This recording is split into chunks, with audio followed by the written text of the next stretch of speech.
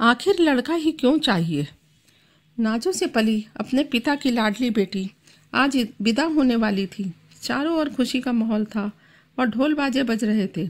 मोना के दिल में जहाँ एक नए जीवन की शुरुआत करने का उत्साह था, वही अपने माता पिता के बिछड़ने का दुख भी था। लेकिन रीत तो सदा से चली आई है, बेटियों को तो ससुराल जाना ही होता है। सजी संवरी लाल जोड़े में मोना पलकों पर ख्वाब सजाए दुल्हन बनी बैठी थी और बाकी सभी बारात का स्वागत करने में व्यस्त थे। मोना के दिल में आने वाले जीवन को लेकर हजारों सवाल उमड़ रहे थे, जो स्वाभाविक रूप से प्रत्येक लड़की के मन में होते हैं। मोना की बचपन की और इकलौती सहेली उसके पास आकर बोली, जीजा ये तो बहुत ही सुंदर है। मोना तेरी तो किस्मत ही चमक गई जो तुझे ऐसा जीवन साथी मिला। मोना की शादी सुकेश से होने जा रही थी, जो एक सरकारी नौकर है। सुकेश के घर में उसकी अम्मा, बाबूजी और एक छोटी बहन है जिसकी शादी हो चुकी है। सुकेश का घर उसी की कमाई से चलता है, अर्थात वही घर का करता धरता सब कुछ है। मोना अपनी सहेली के मुंह से सुकेश की तारीफ सुनकर शर्मा गई और मन ही मन प्रसन्न होने लगी। उसके मुख से तो मानो प्रसन्नता के पुष्प झड़ रहे हों। अपने पिता से विदाई की पीड़ा से व्यथित मन अब आनंद और उत्साह से भर गया। वह अपने जीवन के सपने संजोने लगी। मोना के होने वाले पति सुकेश वहां पर आकर बैठे और कुछ देर बाद मोना को भी बुलाया गया।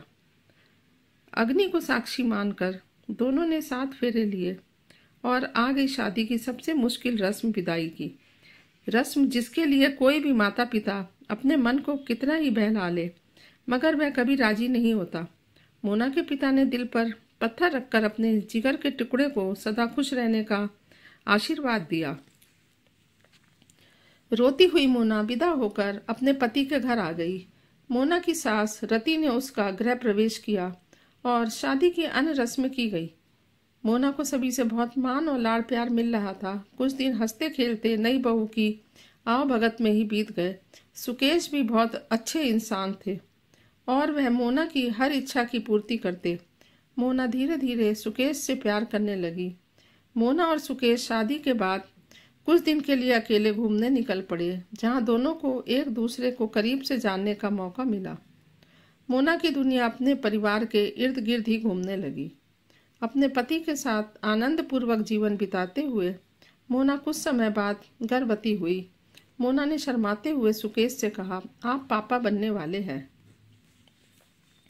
यह सुनकर सुकेश खुशी से उछल पड़ा। उसने मोना को गोद में उठाया और गोल गोल घूमने लगा। वह बार बार यही बोलता रहा, मैं पापा बनने वाला हूँ, मैं पापा बनने वाला हूँ।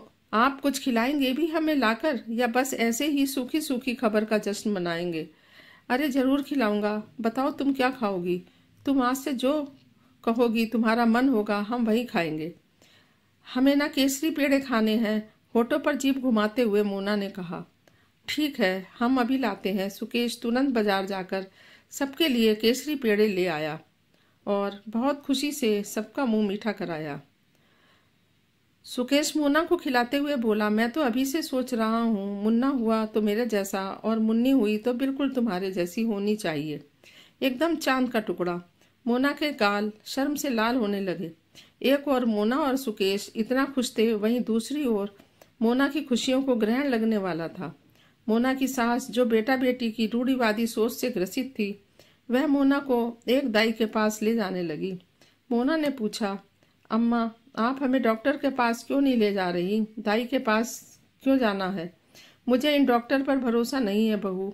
एक दाई ही है जिसे बहुत जानकारी है, वह देख कर ही बता देती है छोरा होगा या छोरी। मोना, लड़का हो या लड़की, इससे क्या फर्क पड़ता है अम्मा?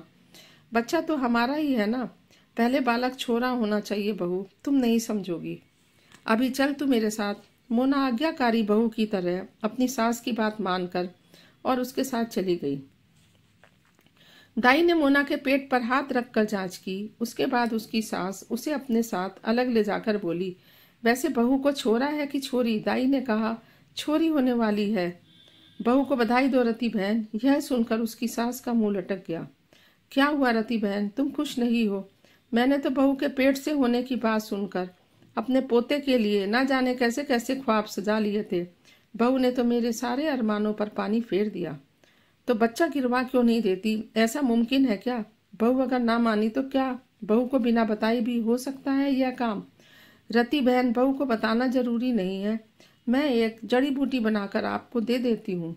इसे बहू को रात को दूध में मिलाकर पिला देना। 2 दिन इससे बच्चा भी नहीं रहेगा और किसी को पता भी नहीं चलेगा। लेकिन आप यह बात किसी से कहना मत रति बहन, नहीं तो मेरे यह काम बंद हो जाएंगे। इसी से तो मैं अपना पेट पालती हूँ अपना।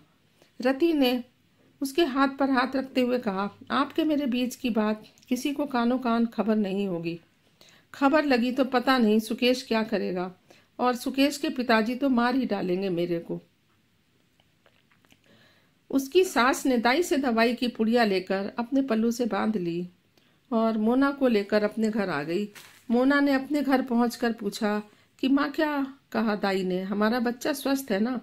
उसकी सास मीठी मीठी बातें करते हुए बोली, तू और तेरा बच्चा दोनों एकदम स्वस्थ हो बहू। दाई ने कहा है खाने पीने पर ज्यादा ध्यान देना होगा। अब से सुबह शाम दूध पीना है, समझी? मोना को अपनी सास की स्वार्थी फटकार भी उनका प्यार लगी और उसने भोले मन से हाँ में सिर हिला दिया। मोना की सास रात को खाने के बाद रसोई में गई। मोना उस वक्त बर्तन साफ कर रही थी।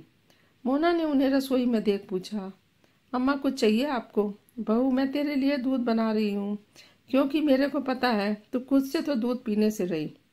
उसकी सास ने मोना से बहुत ही प्यार भरी बात चाशनी में डुबोकर कही, जिससे मोना बहुत खुश हुई। मोना से नजरें बचाकर उसकी सास ने दाई की दी हुई पुड़िया में से आधी दवाई दूध में मिला दी और मोना से कहा, ले चल अब दूध पी ले। पर मोना ने कहा, मैं बाद में पी लूंगी।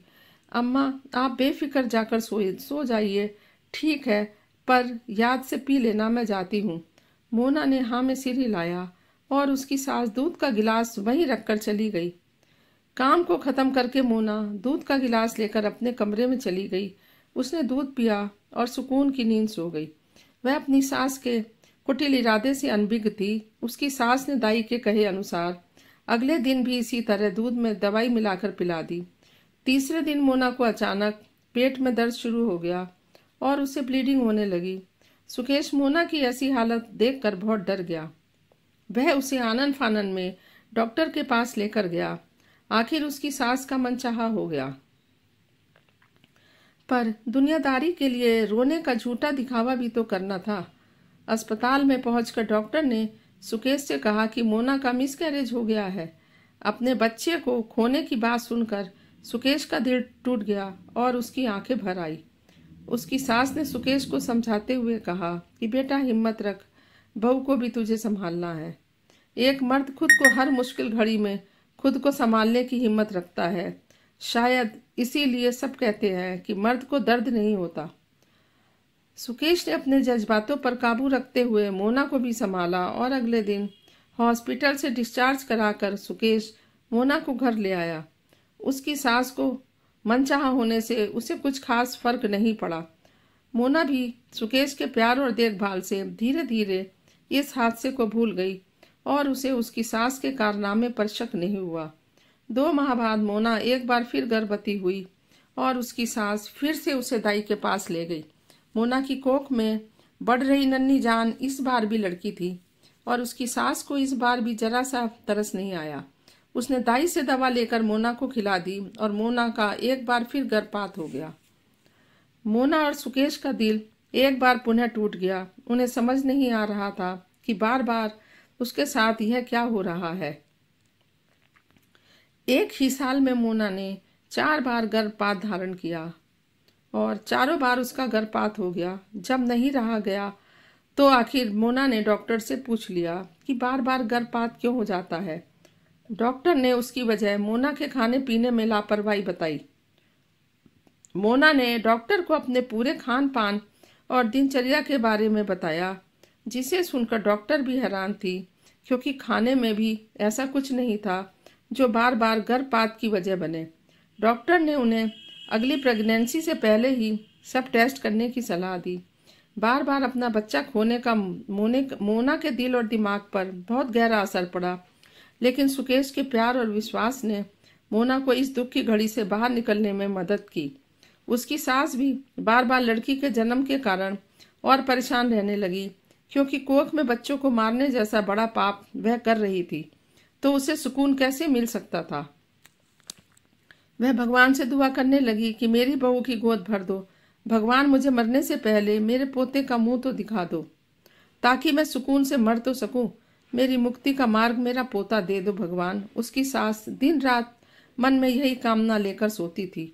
आखिर भगवान ने उसकी प्रार्थना सुन ली। कहानी का अगला भाग अगले एपिसोड में पढ़ें। धन्यवाद। कृपया मेरे चैनल को लाइक और सब्सक्राइब करके बेल आइकन का बटन जरूर दबाएं।